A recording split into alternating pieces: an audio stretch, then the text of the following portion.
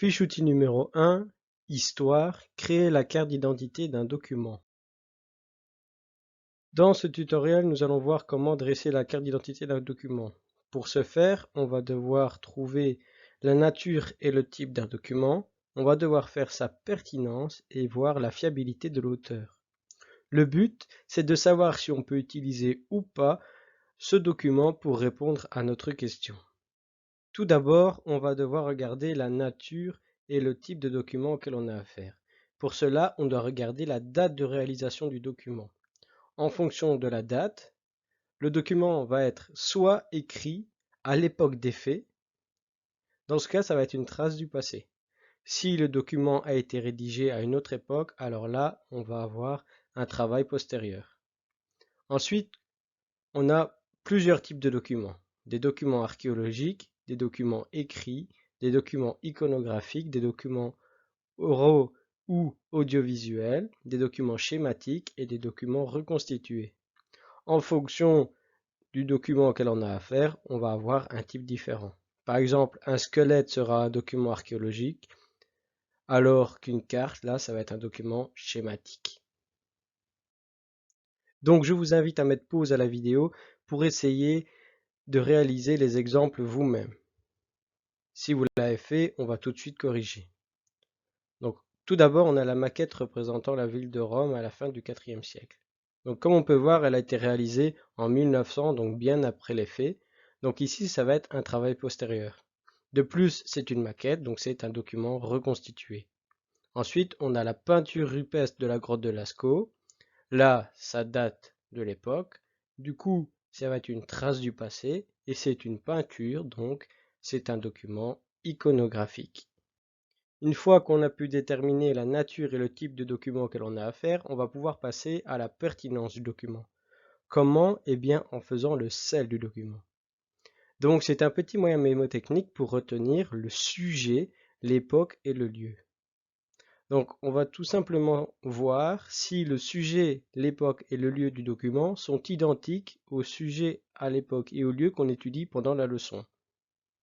Si vous répondez oui aux trois questions, alors le document peut être jugé pertinent et on peut passer à la suite.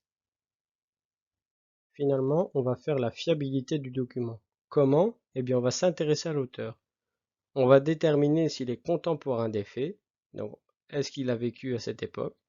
On va déterminer si l'auteur est un témoin des faits. Si ce n'est pas le cas, on va regarder comment il a eu accès à l'information, quelles sont ses sources, qui sont ses informateurs. On peut aussi déterminer si l'auteur est compétent. Est-ce qu'il est un expert de ce dont il parle? On peut dégager là où les intentions de l'auteur. Donc, est-ce qu'il cherche à raconter quelque chose, à informer, persuader, divertir, ou encore nuire ou critiquer? On peut également s'interroger sur l'objectivité de l'auteur. Est-ce qu'il fait intervenir ses opinions? Est-ce qu'il prend parti? Si c'est le cas, alors il n'est pas objectif, mais subjectif. Il faut toutefois faire attention car si l'auteur ou la provenance du document ne sont pas connus, alors le document n'est pas fiable et on ne va pas pouvoir l'utiliser. Et donc je vous demande à nouveau de mettre pause à la vidéo pour essayer de réaliser l'exemple. Si c'est fait, on va corriger. Donc nous sommes dans le cadre d'un cours sur la colonisation française au XIXe siècle. Vous avez un document, le document 1, le discours de Jules Ferry à la Chambre des députés en 1885.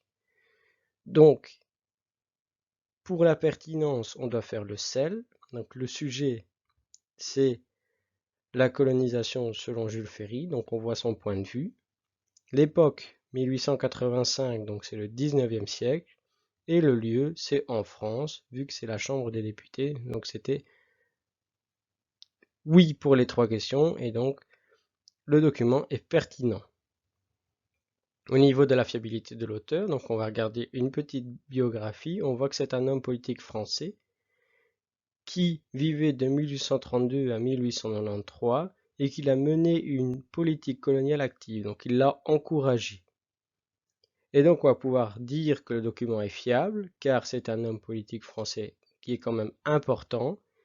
Il a vécu au moment des faits, mais il faut s'en méfier, car c'est un discours politique qu'il a fait pour convaincre son auditoire, et donc il a peut-être mis son opinion, son point de vue, et donc on peut s'en méfier aussi.